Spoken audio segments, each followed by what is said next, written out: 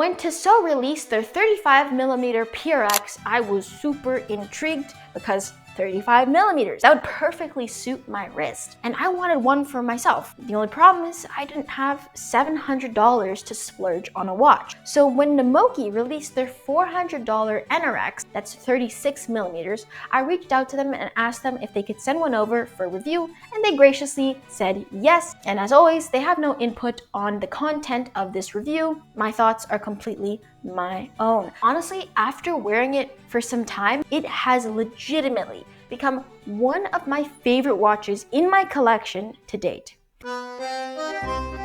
And you think that because it's my third time around building a watch, everything would go smooth sailing, I wouldn't have any problems. It couldn't be any further from the truth. As always, this watch kit has two options. You can either purchase it with or without the tools. This time around, I already had the tools, so I didn't receive any of them. There were three major problems I ran into, and only one of them I would say is an area that Namoki could improve on, because the two of them are just completely my fault. So the first issue I ran into was putting the movement inside the case, and that seems like one of the simpler things to do in watch building. I think it was really late at night when I was building this. I just forgot how to do it, so I used the tweezers to try to put it in, and that wasn't the smartest decision to make. Being wary of the balance wheel, you could just push it down, but for some reason I forgot about that and I was struggling a ton. Another issue I ran into was the sizing of the stem. When I built my other Namoki, the Grand Seiko Homage, the stem was clearly not sized for the case, which I think should have been mentioned in the instructions. I mentioned that in the other video, but it was at least visibly not meant for the case. But this crown stem was weirdly cut, and it looked like it was supposed to be pre-cut for the case, but it actually wasn't sized properly. It was just a few millimeters off. And I found that quite annoying because it's sort of my fault for not checking, but I realized that after the fact, and I had to unscrew it and take off the Loctite and then cut it again, just a few millimeters, and reinsert the crown. And then the other issue I ran into was when the watch components were all put together. 3 hours of hard work, it was pretty much smooth sailing, everything was put together, and then I wanted to change the date. And what happened was I realized that the hour hand and the date wheel were not aligned because it would change the date at around 9 p.m. So I had to open it back up, take off the hands, take everything out, and reapply the hands, make sure it was aligned, and do it properly. If you want to know any of the parts I used for building this watch, I also have some AliExpress links in the description below, and if you use them for anything on AliExpress, it helps out the channel because I get a little commission from that. I think they should just offer a second set of hands in the kit, because most of the people who are purchasing this kit are most likely going to be new to the watch building scene, and if they aren't offering a second set of hands, it would just offer a lot of peace of mind to the consumer. The second thing I think they should improve upon is the instruction booklet, because as I mentioned before, it doesn't mention that you have to size the stem. It also fails to mention which color goes with which hand. Another thing that they could improve upon is sizing the stem. I hope that you're enjoying this video, and if you are, make sure to comment down below what you think of this watch, what you're wearing right now. Just start a conversation. I'm really diligent in responding to each and every one of your comments. If you're enjoying, also make sure to like and subscribe. That would really help out the channel.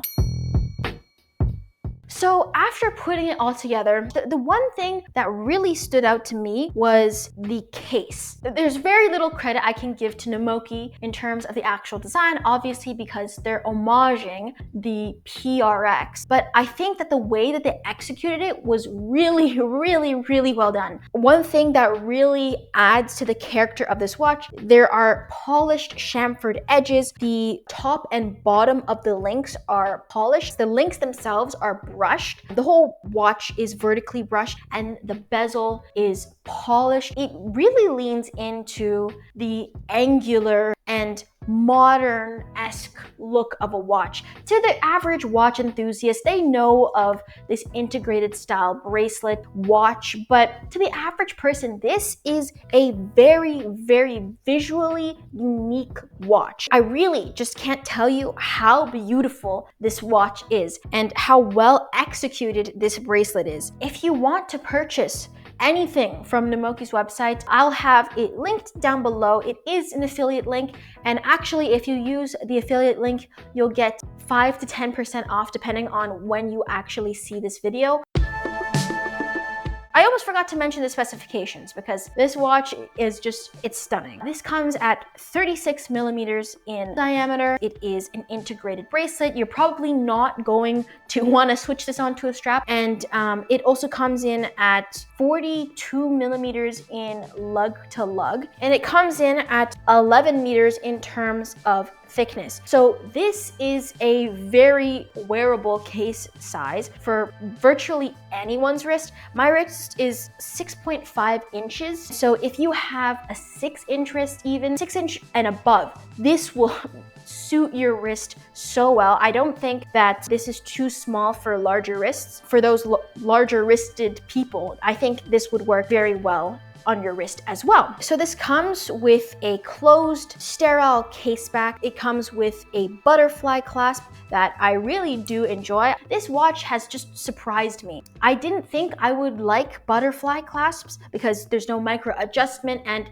it kind of seems like it would dig into your wrist, but the way that, once again, Namoki has executed this, it just perfectly suits my wrist, in my opinion. I found the perfect fit on this watch without having to fiddle with it too much. So, of course, this is powered by the NH35 and it has a sapphire crystal on the front. This has quick release bracelet. So there are 2 little push pins sort of that you press together that allow you to take this bracelet off quite easily. I don't know why you'd want to do that because I think that the bracelet goes so well with the case, but there's an option to do that.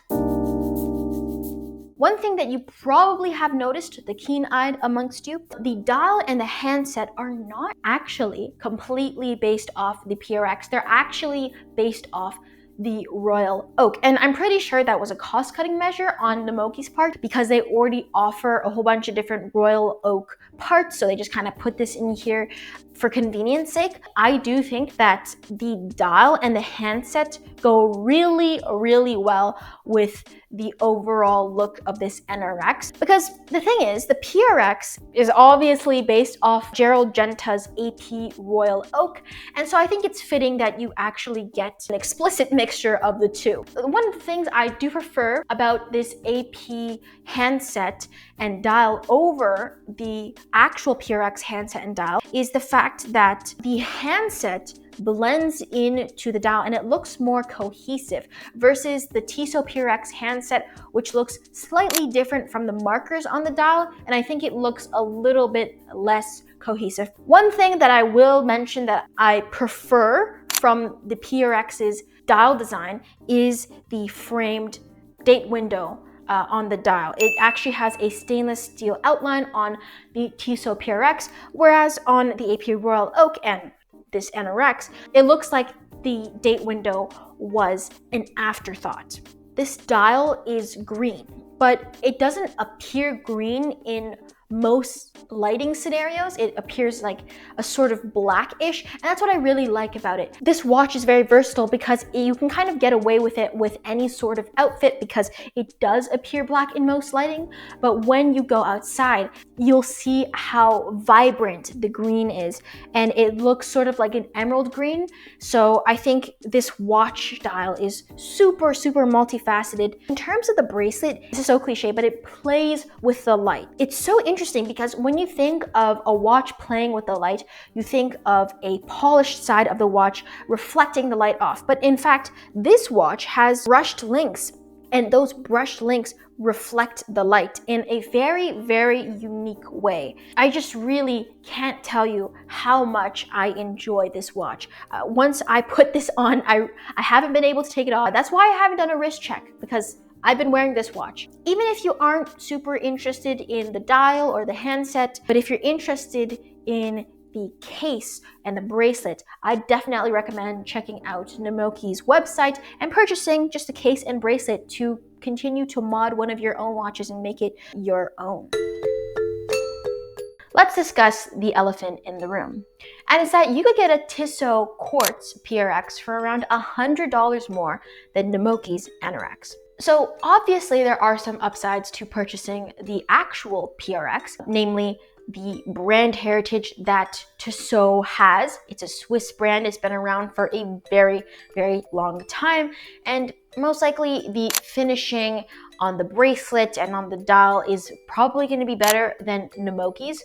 Additionally, if you wanted to resell your watch, you'd probably be better off with Tissot. However, I do think that the person who's looking to buy a PRX is the same type of consumer who's looking to buy Namoki's NRX.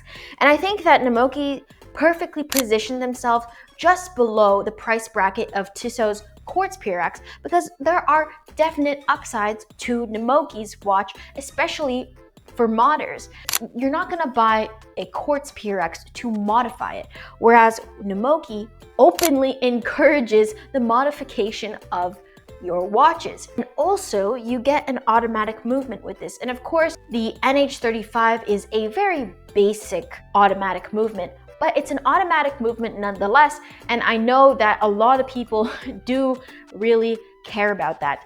And honestly, I think that for $400, you get the majority of the PRX experience alongside the whole other dimension of building and customizing your own watch. Since I have built 3 watches and I'm far from a watch expert, I still think that I can provide some valuable pointers to the YouTube watch building community that I don't think a lot of people have explicitly pointed out. So the number 1 rule is don't do it before you research it. There are a ton of times where I thought, you know, if I just try it, it should be okay. I can figure it out later if I do anything wrong. Watch someone else doing it, watch their thought process in doing it, their techniques, and how they do something before you do it yourself.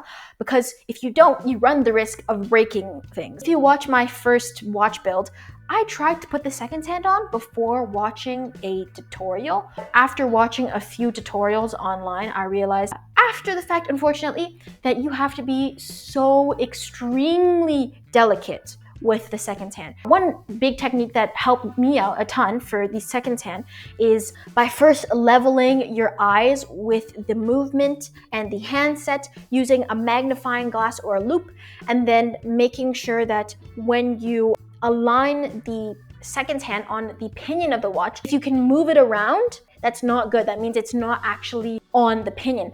The second thing I recommend is getting a movement holder. It's just a lot more hassle-free because your movement isn't shifting around. They're only like $5 from AliExpress. I'll link one of those in the description down below. When you purchase a Namoki, it comes with 3 different tools for hand setting, but one thing that Namoki hasn't mentioned is which color corresponds with which hand. So what I found that works the best, in my opinion, is red corresponds with the second hand, the minute hand corresponds with the white part of the hand setting tool, and a GMT hand corresponds with the green part of the hand setting tool, and the black side of the hand setting tool corresponds with the hour hand. Just use gloves. Finger cuts actually feel like they're cutting off the circulation in your fingers. Please just get gloves. You need wire cutters to cut the stem. That's just a non-negotiable unless you can find a way to cut the stem with other things. Expect the unexpected. Once you think everything is all good, at least in my experience, I've found that there's something that is gonna go wrong. Building a watch is just that. It's a journey. It's not supposed to be a race. You have to take it slow and enjoy the process. Use a magnifying glass. Personally, I found the loupe in the NamokiMods kit to be somewhat helpful, but not that helpful because you really have to squint. Take breaks. It can be quite frustrating when you're putting a watch together and it's not working. Just make sure you step away from the build. Just let it be. Make sure there's no dust that gets on it. Like maybe put a bowl over it and just step away. Just watch a ton of tutorials. Watch videos such as this that give you explicit pointers as to what you should do when you're building a watch. It's extremely helpful. Don't force anything in. If things aren't connecting, it's probably because you're not doing it properly. Use Loctite. That's another thing that Namoki didn't mention in their instruction booklet. When you're attaching the crown to the crown stem, if you don't use Loctite, what's gonna happen is if you start winding your watch or you try changing the time, it's gonna come off the crown stem. Funnily enough, when I was at the Belizean airport, I was actually trying to change the time to the local Belize time. The crown fell off and I was on my hands and knees looking for the crown. I always mention this in my videos, the fact that this watch is kind of copying the PRX. I think they did add some originality by meshing the AP Royal Oaks dial and handset with the PRX. Even if that was a cost-cutting measure, I think that does make it slightly original. And also, I think I would give just generally a pass to Namoki because they are a modding company, meaning that the people who are purchasing this watch are probably gonna make it their own after the fact, and they just want a base to build on. Being completely honest here, a ton of people really do like the way my Namokis look. I mean, personally, they're not my absolute favorite watches of all time, but this watch in particular, as I mentioned, one of my favorite watches in my collection right now. If you wanna see some watch pictures, I have an Instagram and a Watch Crunch account that I would definitely recommend checking out because you get a sneak peek into the watches I'm reviewing. One video I definitely recommend checking out is this NamokiMods video where I built my first ever watch. It was quite the roller coaster of emotions. I think personally that video was quite entertaining, so if you want to watch some entertaining content, definitely recommend checking that out. I want to thank you so much for watching this video, and I hope that this watch channel patinas like your favorite watch. I will see you on another episode of The Time Ticker.